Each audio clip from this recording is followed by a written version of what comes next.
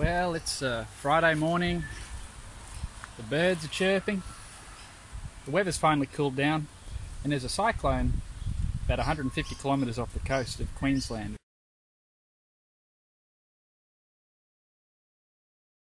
which is not far from where I live, so I've went and bought a new generator. That guy. Might as well do an unboxing, eh? Okay, so I just bought a generator for 1,700 and something bucks from a company that I know very little about, from a brand I know very little about. You know, I might be the world's biggest sucker, but when there's a cyclone off your coast, you sort of have to go with what's closest. But after the purchase, I did a little bit of research, and it looks alright. I know that's kind of a backwards way of doing things. We're just a bit backwards, or at least I am.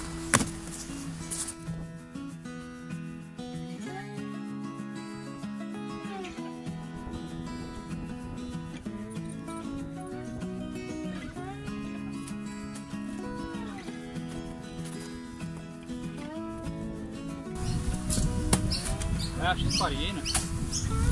Plenty of cardboard.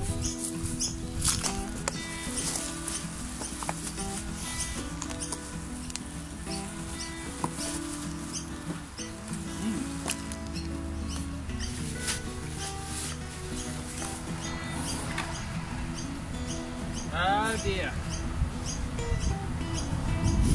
Made in the People's Republic of China. I feel dirty. No, I'm kidding. You see, there's made in China and there's made in China, and it all comes down to the bloke that made the purchase. If you're a tight, penny-pinching individual and you try to screw the Chinese down on price, they'll go, sure, we'll make you a generator.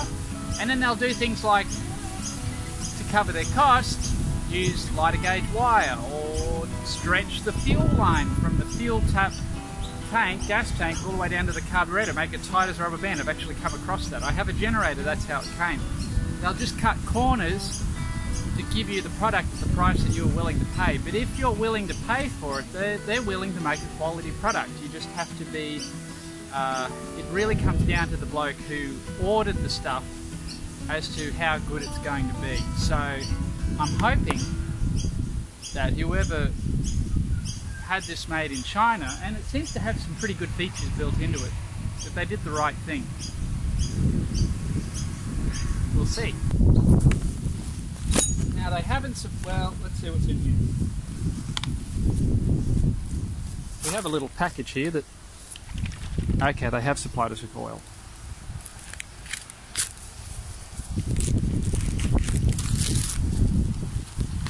Okay, I take that back. They've supplied me with acid. That's interesting.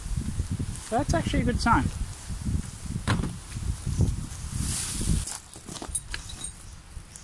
This is where I do the very unusual thing, and I actually pull the operator's manual out and read it. So give me a few minutes to familiarise myself.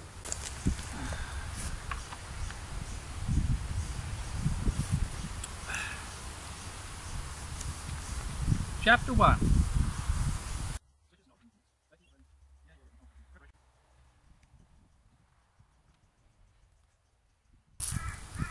Maybe I'm missing something, but I can't seem to find what on earth I'm supposed to do with this acid. I mean, obviously it goes in a battery, but it's just not in the manual. I mean, I guess it is. I mean, apart from that, maybe it's telling me to pour it on my hands whilst wearing safety glasses and then go flush my head under a toilet. Maybe that's what that's about. Yeah.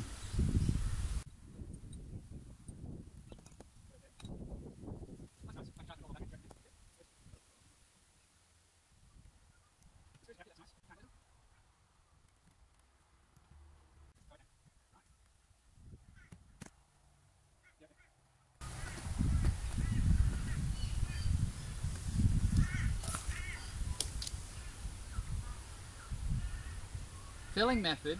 When filling, be sure to read instructions in the pre-setup manual. Okay. I've got an overhead valve motor, that's good. There's our air filter.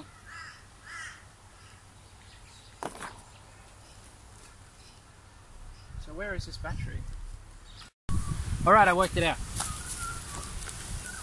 Ow, just got hit by a tree branch.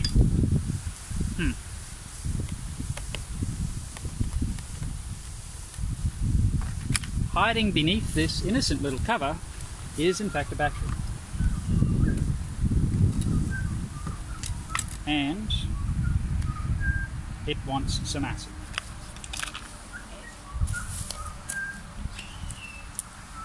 So there you go. It's also an electric start. And my children are here, so I'm going to do this later.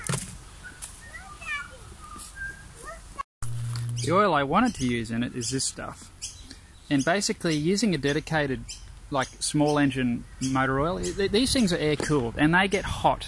And some synthetic oils don't like that sort of heat. With this, this is designed to cope with that sort of temperature.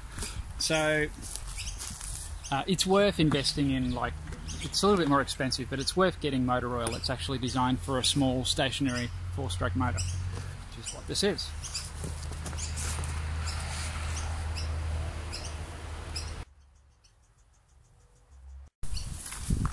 See how much fuel I can spill on camera.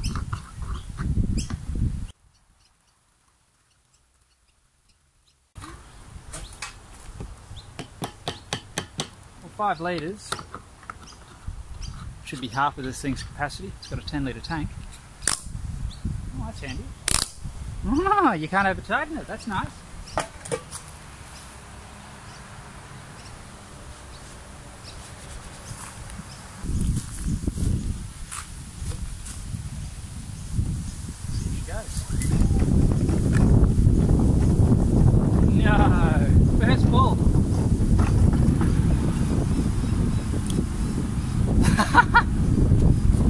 Okay, I'm impressed.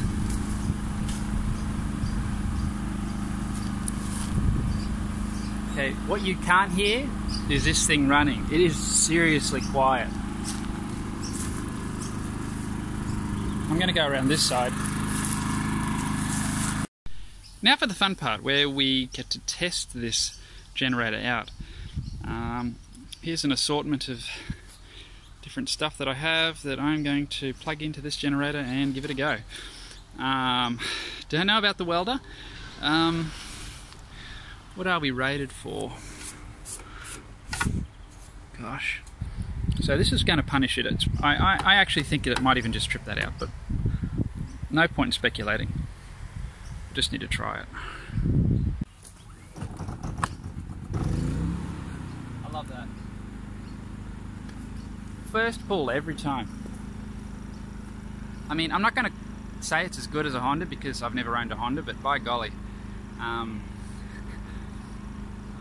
starting this thing is a breeze. Now, enough waffling on. Now, I'm just going to put it out there. I don't plan on running big, long, mad welds with this machine. I just want to say that this is kind of like a test for that emergency situation where where something's busted and you need to just stitch something back together, do a few little runs of welds to try to limp you home, stuff like that.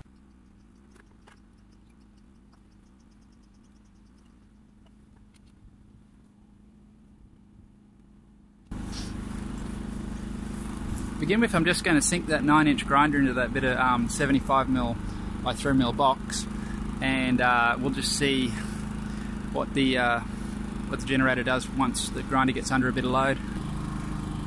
Alrighty.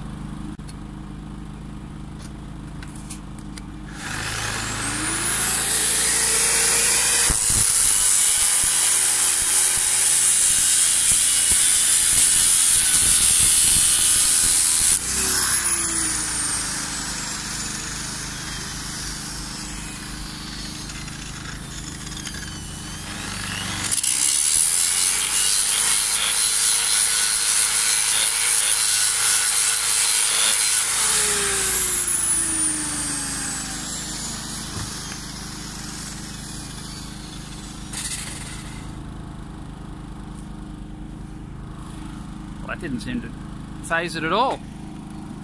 That's a 2600 watt grinder. Now that's my repair. Now if I can weld that up with this, I will be over the moon, but we'll just see if it can even get an arc going.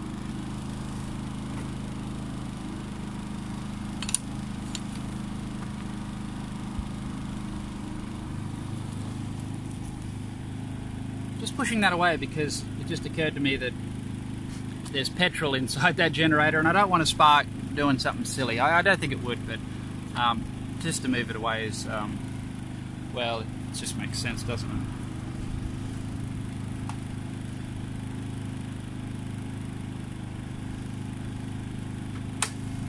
Got that set on 90 amps, which is way too much than what this needs, but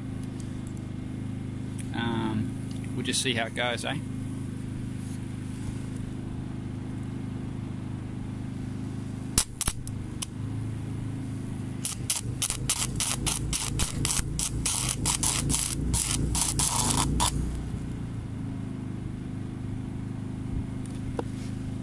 Well, that's encouraging. I think I got too much amps. This is my slag hammer today, chipping hammer.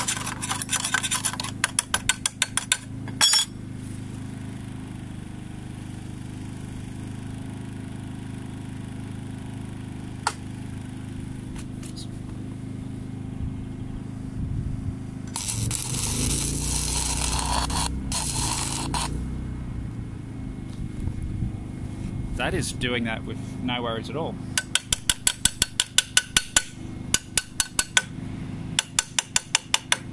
In fact, I'm going to have to turn it down a bit.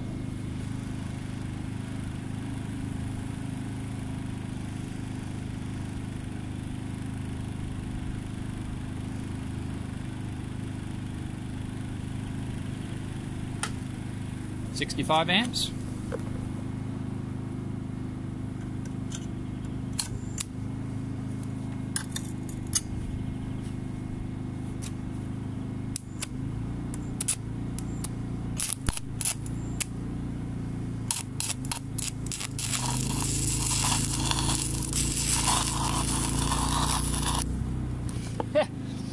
Okay, I'm struggling to weld that gap up now. I've made it too big. Well, let's weld my chipping hammer onto the bit, eh?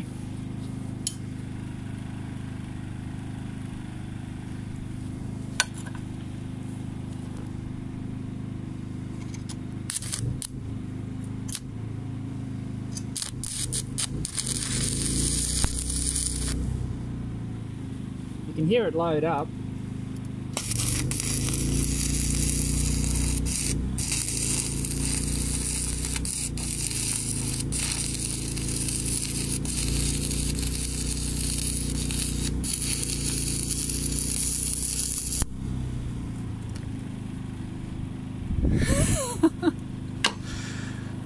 Wow. Well, I don't have a chipping hammer anymore because I welded it onto the piece of steel, but I'm almost speechless. I thought for sure that would trip out. Now, again, I say I wouldn't recommend doing it. This is not what this machine was designed for, but for a little repair out in the field, heck yeah. Makes you want to, makes me confident that I could pack that in my camping gear for the, the just-in-case scenario. Wow.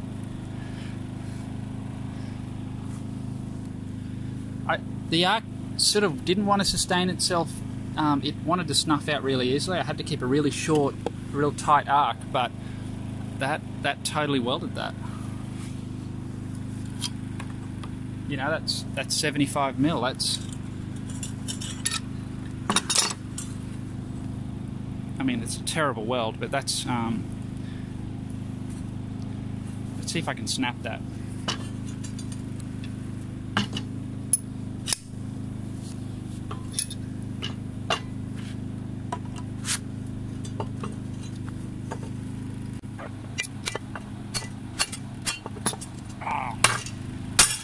Alrighty.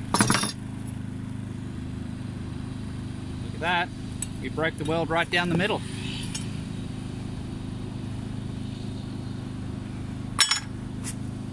mean, I'm not going to cut and etch that, but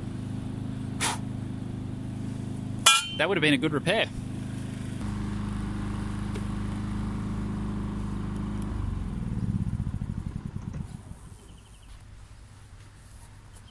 Now this generator has a lot more features than I've mentioned, but I'm not a generator expert. I'm sort of more into welding and sticking things together with metal. But if you want to know more about this particular generator, I'm going to leave a link in the description below for anyone who wants to check it out. There'll be the official SP Tools YouTube video on this generator. Yeah. I didn't have to use it, thankfully the Cyclone really was a bit of a fizzer, but that's a good thing. I'm sure there'll be opportunities in the future to save the food in the fridge, which is sort of more or less the reason why I got it. But yeah, if you want something that can run your caravan or even get you out of trouble, or maybe into trouble, yeah. It's good stuff. Good generator. I'm happy I bought it. Thanks for watching, guys. Feel free to leave your comments on thoughts below. Like, subscribe, hit the bell, all those good things. Helps me out a lot. I'll catch you later.